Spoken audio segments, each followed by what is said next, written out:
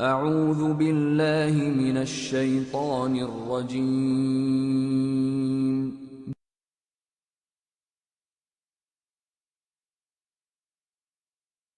كل نفس ذائقة الموت۔ السلام علیکم ورحمۃ اللہ وبرکاتہ۔ میرے بھائیوں اور میری بہنوں، دراصل موت ایک ایسی اٹل حقیقت ہے جس کا آج تک کوئی انکار نہیں کر سکا، اور ہر نفس کو موت کا مزہ چکھنا ہے۔ جس طرح اللہ تعالیٰ ارشاد فرماتے ہیں، کل نفس ذائقۃ الموت وإنما توفون أجوركم يوم القيامة فمن زحزح عن النار وأدخل الجنة فقد فاز وما الحياة الدنيا إلا متاع الغرور۔ سورہ آل عمران آیت نمبر 185۔ ہر جان موت کا مزہ چکھنے والی ہے، اور قیامت کے دن تم اپنے بدلے پورے دیے جاؤ گے۔ بس جو شخص آگ سے ہٹا دیا جائے اور جنت میں داخل کر دیا جائے، بے شک وہ کامیاب ہو گیا، اور دنیا کی زندگی تو صرف دھوکے کا سامان ہے۔ پیارے بھائیوں اور قابل احترام بہنوں، یہ دنیا دارالعمل ہے اور آخرت دارالجزا۔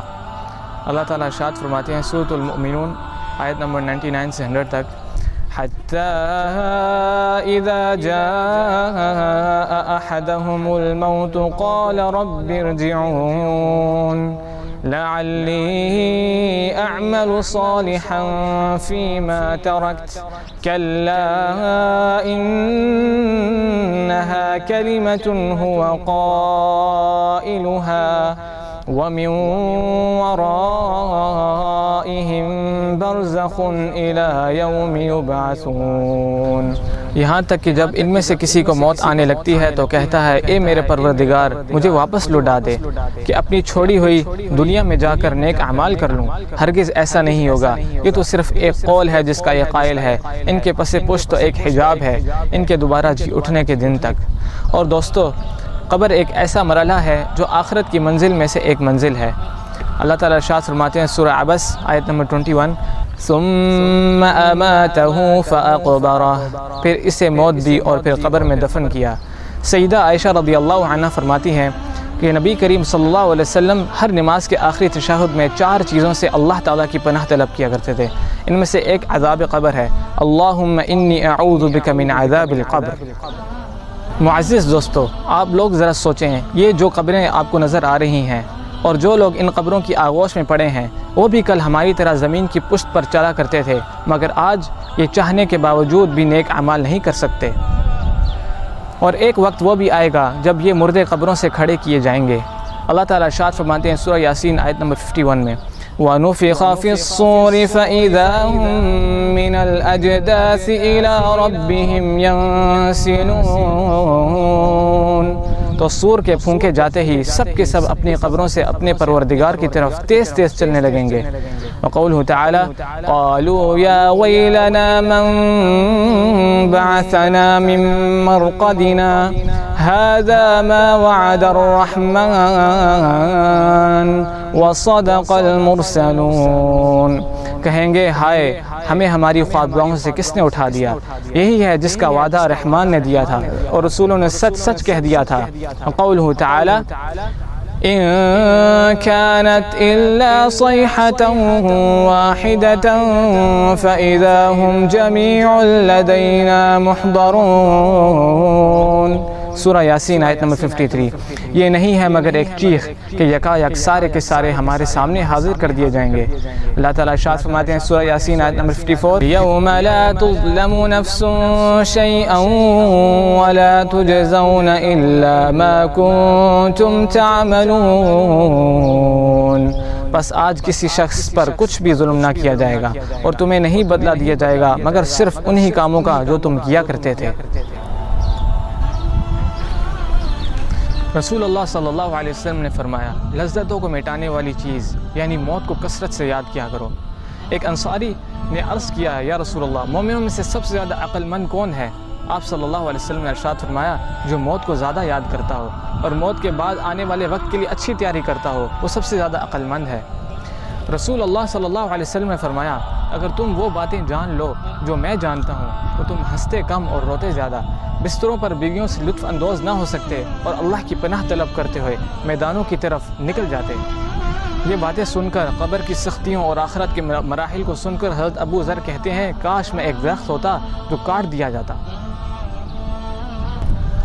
حضرت انس سے روایت ہے کہ نبی صلی اللہ علیہ وسلم نے فرمایا اگر مجھے خدشہ نہ ہوتا کہ تم اپنے مردے دفن کرنا چھوڑ دو گے تو میں اللہ تعالیٰ سے دعا کرتا کہ وہ تمہیں عذاب قبر کی آوازیں سنا دے۔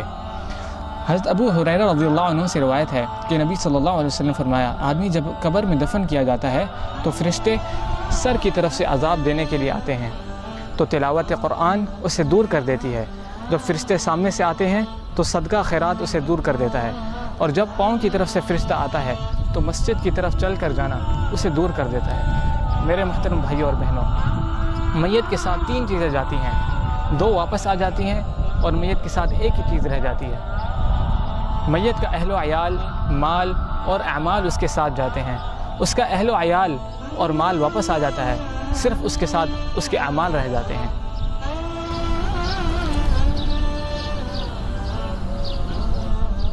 میرے دوستو، بھائی اور بہنوں، جس طرح آپ نے دیکھا کہ لوگ بڑی بڑی بلڈنگیں تو بنا لیتے ہیں لیکن اس قبر کے لیے کچھ بھی نہیں کرتے جس کی چوڑائی صرف 2 ہاتھ ہے، اور رسول اللہ صلی اللہ علیہ وسلم نے فرمایا کہ تم اس کے لیے تیاری کرو۔ لوگ آج اپنی پوری زندگیاں جاب، سیلری، اس چیز کو مقصد بنا لیتے ہیں، جو کہ یہ ہماری صرف ضرورت ہے، ہمارا مقصد نہیں ہے۔ اور ہمیں اس لیے اس قبر کی تیاری کے لیے نماز کی پابندی، روزہ، زکوٰۃ، حج اور اللہ کی راہ میں خوب خرچ کرنا چاہیے۔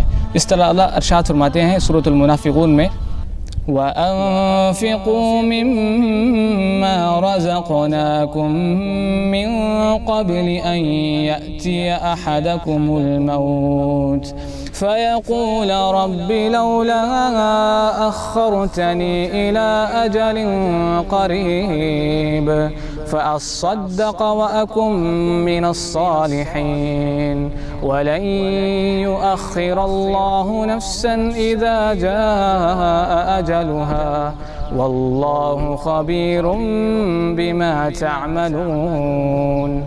ترجمہ: اور ہم نے جو مال تمہیں دے رکھا ہے اس میں سے خرچ کرو اس سے پہلے کہ تمہیں موت آ جائے اور تم یوں کہنے لگو کہ اے میرے پروردگار، تو ہمیں تھوڑی سی مہلت کیوں نہیں دیتا کہ ہم دنیا میں واپس جائیں اور صدقہ کریں اور نیک لوگوں میں سے ہو جائیں۔